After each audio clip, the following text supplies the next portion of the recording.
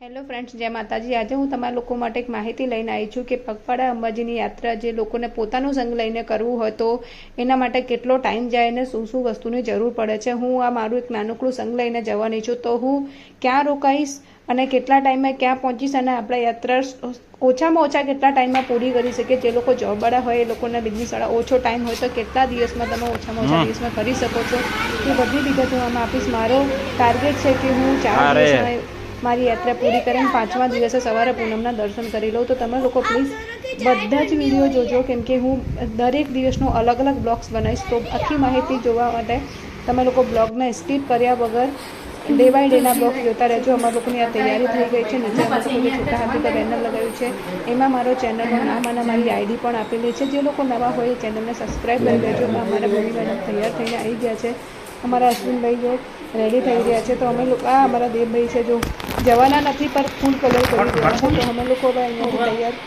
નીકળીશું। તો અમારા ગેસના બાટલાથી માંડીને અમે લોકો કરિયાણું બધું જ એટલે અમારે ક્યાં પણ કોઈ પણ જાતની તકલીફ પડે નહીં। જ્યાં પણ જગ્યા સારી મળે ત્યાં મસ્ત આરામથી અમારું બધું રેડી કરીને જમવાનું બને, જમીને આરામ કરી નીકળી શકીએ। તો પહેલા દિવસ અમે જ્યારે ઘરેથી નીકળ્યા, જેવું અમે લોકો ચાંદખેડા ક્રોસ કર્યું તો વરસાદ ચાલુ થઈ ગયો, એટલે અમે લોકો થોડીક વાર ત્યાં ઊભા રહ્યા, કેમ કે ચાલતા જવાનું હતું એટલે અમે થોડીક વાર ત્યાં ઊભા રહ્યા। પણ માતા રાણીની મહેરબાની કે 10 મિનિટમાં જ વરસાદ બંધ થઈ ગયું હતું। પછી અમે લોકો આગળ જઈને થોડીક વાર અહીં ભૂખ લાગી તો અમે લોકો ઘરેથી જમવાનું લઈને જ ગયા હતા। તો અમે લોકો ફર્સ્ટ ડે અમે જે લઈને ગયા હતા અમે લોકો વરસાદ ક્યાં શું બનાવીશું, કેવી રીતના બનાવીશું બધી જ માહિતી આપીશું। અમારા ભૂમિ મેડમ આજે તો બહુ ખુશ છે, આગળ જઈને જોઈએ છે કે એમની એનર્જી ક્યાં સુધી ચાલે છે। તો અમે જમવાનું શું લાવ્યા હતા એ મેં તમને પહેલા જ બતાવી દીધું હતું।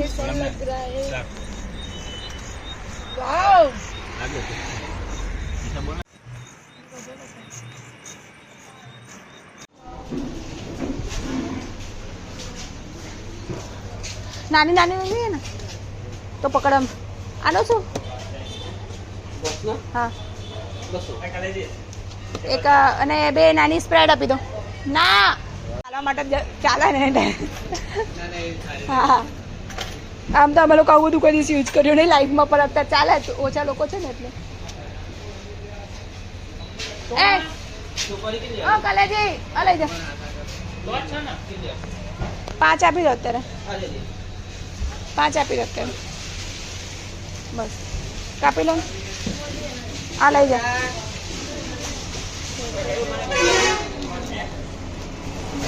એમને મિનરલમાંથી ભરાઈ લો। જેમ કે મેં આપ લોકોને કીધું હતું કે અમે લોકો અલગથી સંગ લઈને જઈ રહ્યા છે અને અમે લોકો લેટ જઈ રહ્યા છે, તો જલ્દી કંઈક મળશે નહીં। તો અમે લોકો બહાર નીકળ્યા જ્યારે તો અમને લેટ થઈ ગયું હતું, વરસાદના લીધે બધું બંધ હતું, તો પાણી પણ ક્યાંય સરખી રીતે મળતું નહોતું। તો અમે અહીંયા પહોંચ્યા તો અમે પહેલાં ઈચ્છા કે ચલો પાણી ભરાઈ લઈ લે। અમે અહીંયાથી જગમાંથી પાણીને બધું ભરાઈ લીધું છે। પાણીની બોટલો બી અમે અહીંયાથી લઈ લીધી છે। મેં અહીંયાથી આખા 2 પેકેટ પાણીને બોટલના કાર્ટૂન લઈ લીધા, એટલે આગળ જઈને રસ્તામાં ક્યાંય હેરાન ના થવું પડે। હવે અમે અહીંયાથી આગળ સ્ટોપ કંઈ કરવાની ઈચ્છા નથી, ગોજરિયામાં કરવાની મારી ઈચ્છા છે। જોઈએ માતા રાની કેટલી શક્તિ આપે છે, એ પ્રમાણે અમે ધીરે ધીરે ચાલતા રહીશું। क्योंकि बहुत थक चुके हैं, ये हमारी मैडम में बहुत ज़्यादा एनर्जी आ चुकी है। भाई अब आओ, इसकी बैटरी पूरी अच्छे से फुल कर ली है इसने कि अभी इतना ज़्यादा चले। बोल मरी अम्बे, बोल मरी अम्बे। આ બાઉલમાં તૈયારી થાય છે, મોદી આવે એની। આ જો ગોજરિયા પહોંચીશું તો આપણે એટલે 50 કિલોમીટર કવર કરી લીધું। પછી એમ અમે લોકો અહીંયા પહોંચ્યા છે વાસુણીયા મહાદેવ। હજુ કેટલા વાગ્યા છે? સવારના 5:30 થઈ ગયા છે।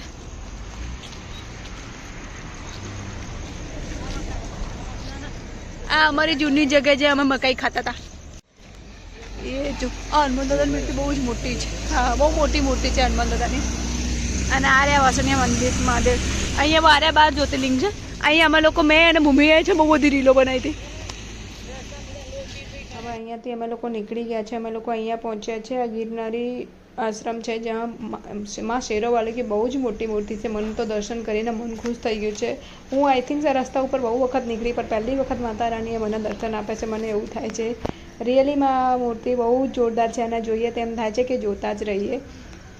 તો આપણે અહીંયાથી બહુ સ્ટોપ નથી કરવાનું, ખાલી આ માતા રાણીના દર્શન કરવા માટે જો 10-15 મિનિટ ઊભી રહી હતી। હવે અમે અહીંયાથી આગળ નીકળીશું, કેમ કે આજે ફર્સ્ટ અમારો ગમે તેમ કરીને ટાર્ગેટ છે કે ગોજરિયા જ રોકાવાનું છે, ભલે બપોર પડે તો જોઈએ છીએ કેટલા વાગ્યા સુધી અમે ગોજરિયા પહોંચીએ છીએ. ત્યાં જઈને અમે સ્ટોપ કરીશું અને આરામ પણ કરીશું.